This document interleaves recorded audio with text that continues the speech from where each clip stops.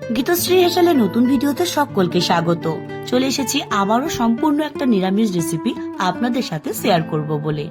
আজ বানাবো পেঁয়াজ রসুন ছাড়া অনুষ্ঠান বাড়ির মতো নিরামিষ আলুর দম, যেটা দেখতে যতটা লোভনীয়, খেতে কিন্তু ততটাই টেস্টি, আর বানানো তো ভীষণই সহজ।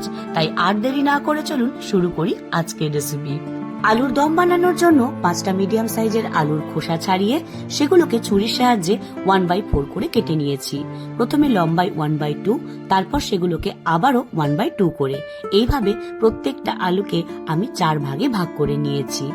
এবার আলুগুলোকে কেটে নেওয়ার পর বোলের মধ্যে দিয়ে পরিষ্কার জল দিয়ে ভালো করে ধুয়ে জলটা ফেলে দেব। তারপর এটাকে ম্যারিনেট করে নেব 1/4 চামচ পরিমাণ হলুদ গুঁড়ো আর 1/2 চা চামচ পরিমাণ নুন দিয়ে। ভালো করে এই নুন আর হলুদ দিয়ে আলুগুলোকে এইভাবে একটু ম্যারিনেট করে নেব। এইভাবে যদি আলুটাকে ম্যারিনেট করে নেওয়া যায় তাহলে কালারটা যেমন সুন্দর আসে, আলুটাও কিন্তু খুব তাড়াতাড়ি সিদ্ধ হয়ে যায়। অন্যদিকে আমি এখানে একটা গোটা টমেটো আর একটা টমেটোর অর্ধেক, টোটাল 1.5টা টমেটো নিয়েছি। এবার সেগুলোকে এইভাবে স্লাইস করে কেটে নেব। যত বেশি পাতলা করে কাটবো তত তাড়াতাড়ি কিন্তু টমেটোটা যখন আমরা কড়াইয়ের মধ্যে দেব সহজেই কিন্তু এটা সিদ্ধ হয়ে যাবে। তো দেখুন সব টমেটোই কিন্তু কাটা হয়ে গেছে।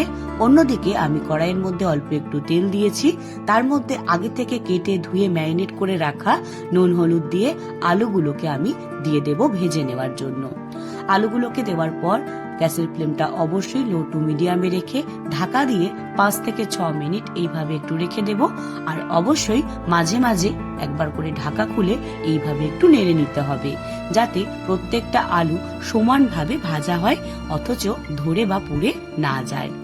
ভালো করে এইভাবে আলুগুলোকে ভাজতে ভাজতে যখন এরকম হালকা গোল্ডেন ব্রাউন কালার হয়ে যাবে তখন আলুগুলোকে একে একে আমি তেল থেকে ছেঁকে তুলে একটা পাত্রের মধ্যে রেখে দেব।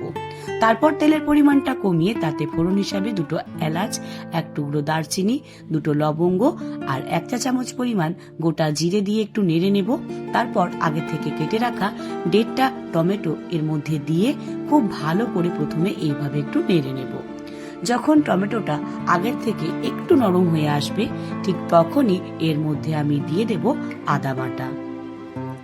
আমি এখানে 1 ইঞ্চি আদাকে পেস্ট করে নিয়েছিলাম। এখানে পেস্টটা যখন আমি দিয়েছি 2 চামচ পরিমাণে দিয়েছি। এবার খুব ভালো করে আদার সাথে টমেটোটাকে এইভাবে একটু মিশিয়ে নিতে হবে। ঠিক ততক্ষণ নাড়তে থাকবো যতক্ষণ না আদার কাঁচা গন্ধটা চলে যায় আর টমেটোটাও অনেকটা গলে যায়।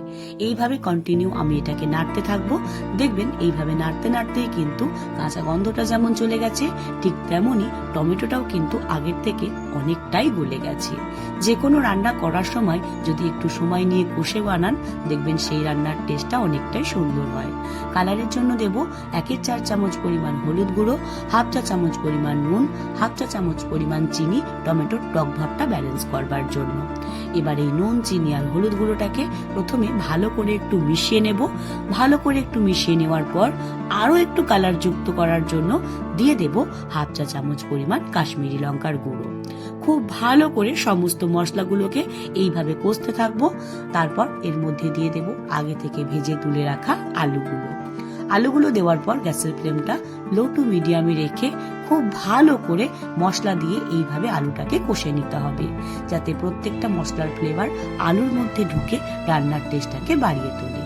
এরপর দিয়ে দেব পোস্ত আর 4 মগজের পেস্ট। আপনাদের কাছে যদি কাজু থাকে সেক্ষেত্রে আপনারা কাজু বাটাও দিতে পারেন। ভালো করে কিন্তু এবার নাড়তে হবে, না হলে কিন্তু তলায় ধরে বা লেগে যেতে পারে। যে কোনো নিরামিষ রান্নাও যদি এইভাবে একটু যত্ন করে করা হয় তাহলে দেখবেন তার টেস্টটাও কিন্তু অনেকটাই সুন্দর আসে। কষতে কষতে যখন দেখবেন এইরকম তেলটা ছাড়তে শুরু করেছে তখন কিন্তু আবারও ভালো করে একটু নেড়ে নেওয়ার পর দিয়ে দেব পরিমাণ মতো জল। আমি এখানে 1.5 কাপ পরিমাণ জল দিয়েছি। আলুটা ভাজতে ভাজতে আর কষতে কষতে প্রায় 60% মতো সিদ্ধ হয়ে গেছে। এবার ঢাকা দিয়ে মিনিট 5 লো টু মিডিয়াম ফ্লেমে রেখে দিলেই আলুটা কিন্তু প্রায় 100% মতো সিদ্ধ হয়েই যাবে। আপনারা যদি এই গ্রেভিটা আরো একটু ঝোলঝোল রাখতে চান সেক্ষেত্রে জল দিতে পারেন, তবে এই আলুর দম একটু সেমি গ্রেভি ভালো লাগে, তাই আমি এখানে কিন্তু খুব বেশি জলও দিইনি। সবকিছু ভালো করে একটু নেড়ে নেওয়ার পর দিয়ে দেব গরম মশলার গুঁড়ো।